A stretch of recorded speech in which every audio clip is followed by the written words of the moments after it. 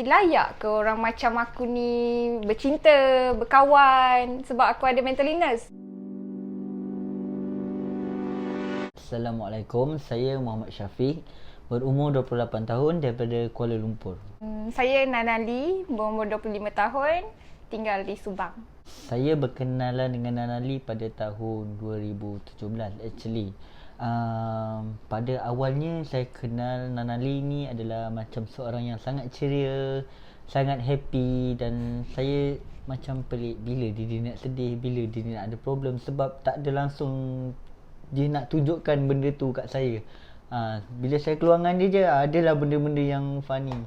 Tapi setelah beberapa lama saya kenal dengan dia, dan ni saya baru dapat tahu yang dia ada depression lah.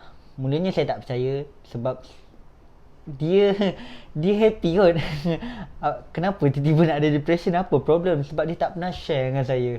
Dan bila ada satu masa tu, which is dalam tahun 2018 lah, dan kita orang more closely bercerita lah, dia tunjuk dia punya kad temu janji dia yang berada di KK, dan dia tak pergi berapa lama, dan dia tunjukkan ubatan yang dia ambil lah. Dan start daripada tu dia start share lah dia punya antara punca-punca yang dia ada depression. Dah berapa lama saya kenal Syafiq ni adalah pada tahun yang dia cakap tadi, 2017.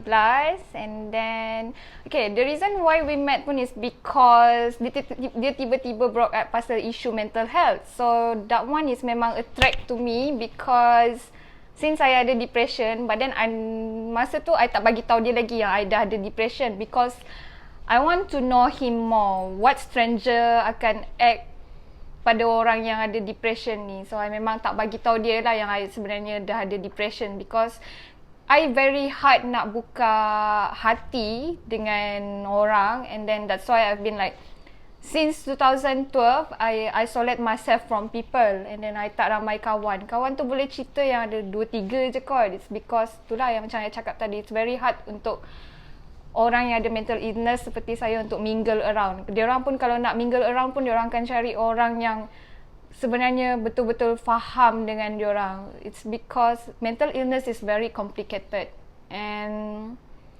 after few months only I met him, then only I tell him yang sebenarnya I ada depression. And then he was like, serious lah you ada depression? Sebab you happy go lucky, you friendly, and macam tak ada depression je. And then I tell him yang actually depression ni memang tak ada rupa.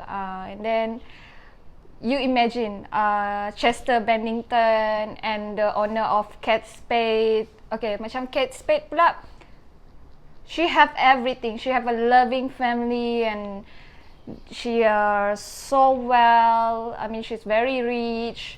But then why she have depression? And then no one's yang expect dia ada depression. And then macam Chester Bennington pula, which is the vocalist of Linkin Park, dia ada a beautiful wife, ada anak, and then relationship between dia dengan wife dia dengan anak dia is okay. And then based on apa yang kawan-kawan dia cakap juga, having a good relationship with his friend too. Tapi dia at the end, we only know yang dia ada depression on the day that dia dah suicide.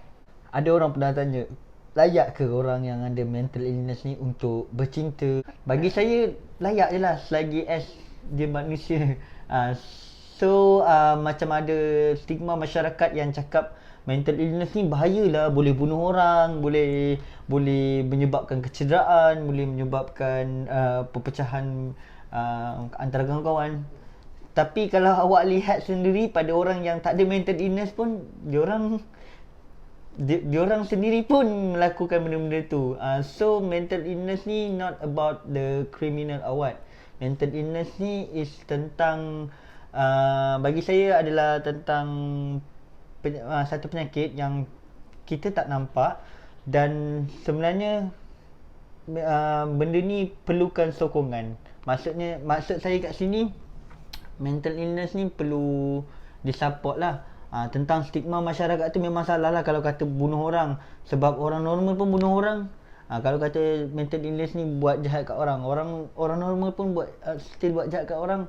Where God benda benda tu kalau orang ada ni akan jadi macam ni? Satu persepsi layak ke orang macam aku ni bercinta, berkawan sebab aku ada mental illness. I was diagnosed with major depressive disorder.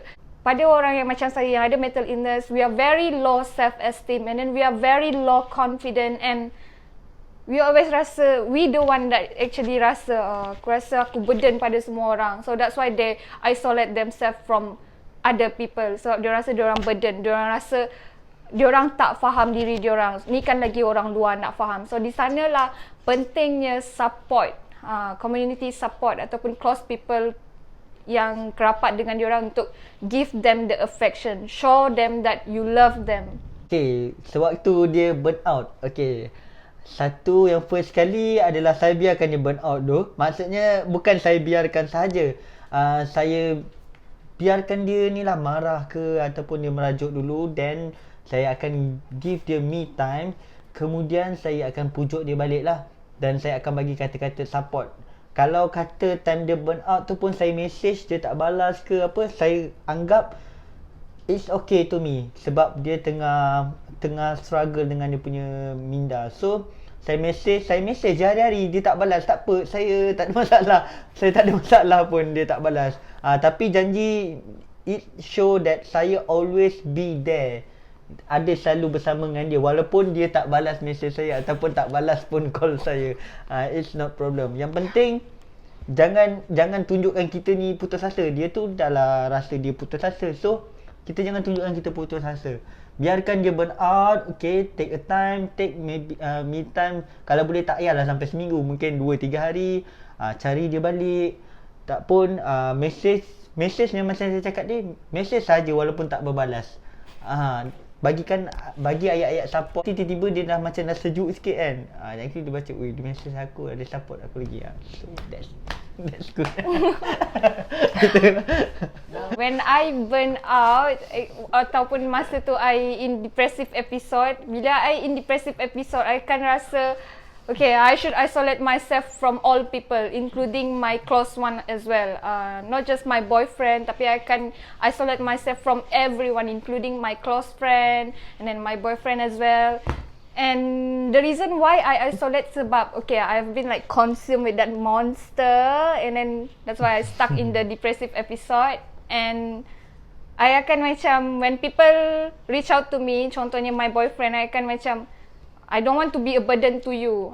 So that's why I tak nak message you, I tak nak reply sebab I don't want you to feel burnt out because of me. Because I rasa I useless sangat-sangat when I'm in depressive episode. Sebab I rasa kenapa I tak mampu nak fight.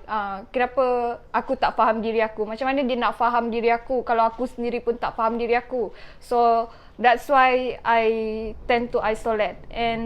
But luckily I have a good boyfriend here, which is walaupun dia tak faham sangat, but he always show that effort yang nak belajar lebih lagi macam mana nak handle orang macam I bila I in depressive episode. And macam yang dia cakap tadi, they will give me some space, and tapi bila dia give me some space, sometimes when I dah nak macam manage keluar from the depressive episode and another symptoms is coming to attack me, which is borderline personality disorder ataupun lebih dikenali sebagai BPD. BPD ni sebenarnya is too sensitive, tapi mungkin tapi pada dia depends dengan orang. Dia orang lain-lain simptom. Macam simptom dia pula PPD towards me, I akan rasa empathy tinggi and then become more sensitive. And then certain orang akan rasa be more selfish toward themselves. Dia macam nak perhatian je. Tapi macam I pula, I tak. I don't want that attention. What I want is